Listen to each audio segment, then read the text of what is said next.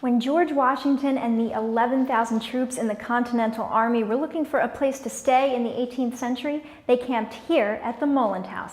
I'm Rachel Canelli, and for this week's Buzz and Bucks, we took a step back in time and transported ourselves back to the Colonial era, which was so instrumental to our nation's history. The Moland House is a historic site here in Bucks County, and it's actually a place where George Washington encamped with 11,000 men in August of 1777. When George Washington was at Moland House, it was kind of a confusing time for him because he didn't know where the British were.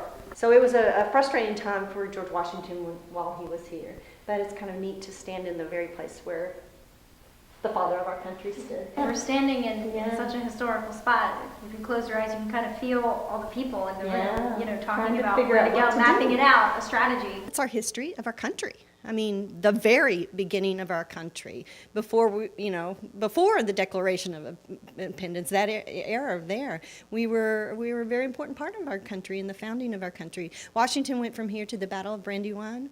He went from Brandywine to Germantown, which they both lost those battles, and then he went to Valley Forge. So this might have been the high point of 1777 for him. Now, they also give tours here at the Moland House every second Sunday of the month. They have a craft show coming up, and that will start the day after Thanksgiving and run through to the following Saturday. And they also have a Christmas dinner on December 8th. You can find out all about that and more at moland.org. Reporting from Warwick for Philly Burbs, I'm Rachel Canelli, and that's the Buzz in Bucks. If your hair was hanging down, you were a loose woman. Okay, so I gotta tuck it in. Or young.